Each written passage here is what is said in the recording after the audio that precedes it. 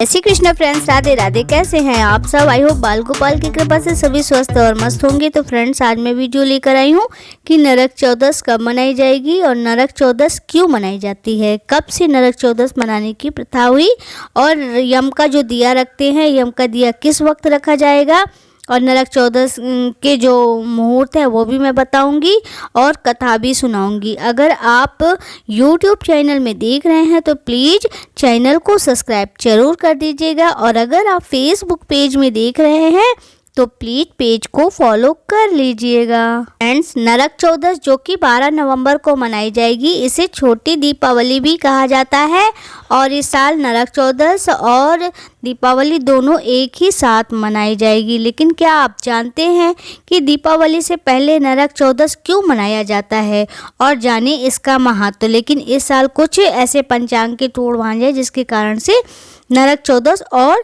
दीपावली मने की एक ही दिन मनाई जाएगी। तो इसे नरक चतुर्दशी भी कहा जाता है और पंचांग भेद के कारण इस साल नरक चतुर्दशी और दीपावली जो कि मैंने बताया कि एक ही दिन मनाई जाएगी। इस दिन सुबह अभ्यंग स्नान भी किया जाता है। इसका मतलब अभ्यंग स्नान का मतलब जो कि उपटन वगैरह लगा करके महिलाएं नहाती हैं और इस दिन तेल की मालिश भी की जाती है। तो उपटन लगाकर अपने रूप को निखारा जाता है। वहीं शाम के समय यमराज के निमित्त दीपदान भी करने की प्रथा है। नरक चतुर्दशी क्यों मनाई जाती है, आइए जानते हैं इसकी कथा। इसके पहले हम नरक चतुर्दशी का जो कि मुहूर्त आप जान लें। तो अभ्यंग स्नान जो कि मुहूर्त है प्रातः सुबह 5:28 से सुबह के समय और ये 6:41 तक रहेगा। सुबह 5 बजे से मतलब शुरू होगा और 6:41 तक रहेगा। वहीं दीपदान का जो कि समय है शाम 5:29 से रात 8:47 तक दीपदान का जो कि रहेगा। तो दीपदान तो फ्रेंड्स हमेशा प्रदोष काल में ही किया जाता है, इसे प्रदोष काल में ही करना चाहिए। तो आइए जानते हैं नरक चतुर्दशी की कथा सुनते हैं। तो नरक चतुर्दशी की कथा जो कि क्यों मनाई जाने लगी, नरक चतुर्दशी किस दिन से मनाई जाने लगी, इस कथा में इसका जो कि सारांश निकल करके आता है। तो नरक चतुर्दशी का पर्व श्री कृष्ण और नरकासुर से जुड़ा हुआ है। पौराणिक मान्यताओं के अनुसार प्राचीन काल में प्रतियोगिती सुरपुर के असुर जो कि राजा राज किया करता था। नरकासुर ने अपनी शक्तियों से देवताओं और ऋषि मुनियों के साथ 16,100 कन्याओं को भी उसने बंधक बना लिया था। नरकासुर को जो कि स्त्री के हाथ मरने का श्राप था, तो वह बहुत डरता था, इसलिए उसने 16,000 कन्याओं को उसने बंधक बना लिया था।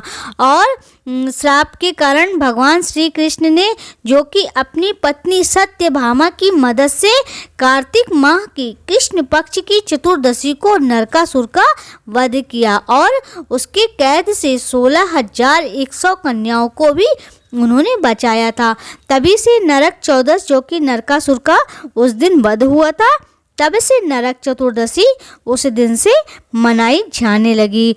और फ्रेंड्स, जो कि यम का दिया रखना बहुत ही अनिवार्य होता है।